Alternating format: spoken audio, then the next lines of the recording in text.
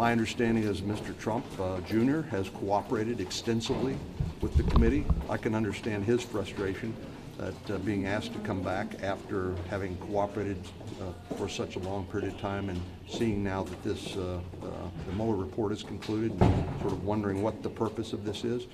I'm going to talk to the chairman and the committee members about what we need to do to wrap up our investigation.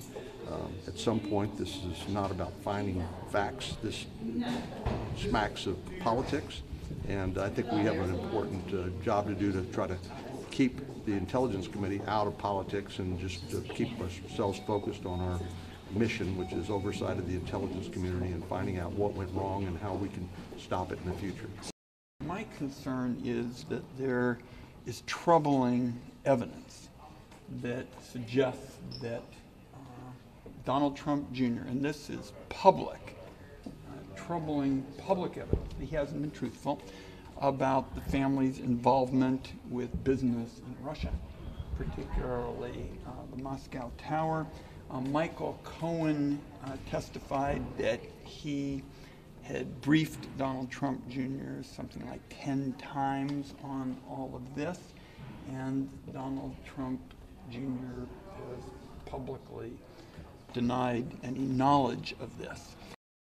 I've said repeatedly that his answers to questions, and I watched him, were smart alecky, untruthful, and misleading.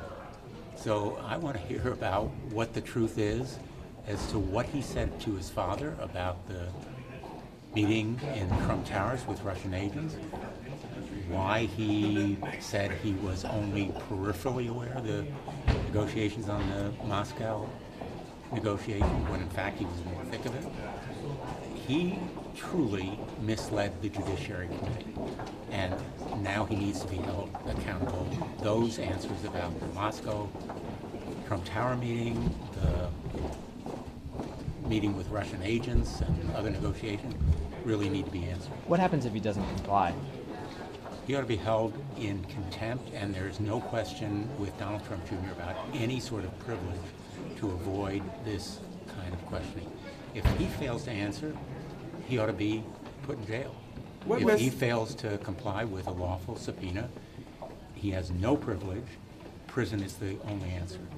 The message of this subpoena is there are still glimmers of bipartisan respect for the rule of law. President Trump has done everything possible to demonstrate his degrading disrespect for the Constitution of the United States. This effort by the Senate Intelligence Committee to preserve the rule of law is a real glimmer of hope in an otherwise autocratic and imperial presidency. I think it's a striking development that the Senate Intelligence Committee, on a bipartisan basis, has issued a subpoena to Donald Trump Jr. He testified both in front of the Senate Intelligence Committee and the Senate Judiciary Committee, and my hunch is that details now public through the Mueller report make it clear he wasn't truthful.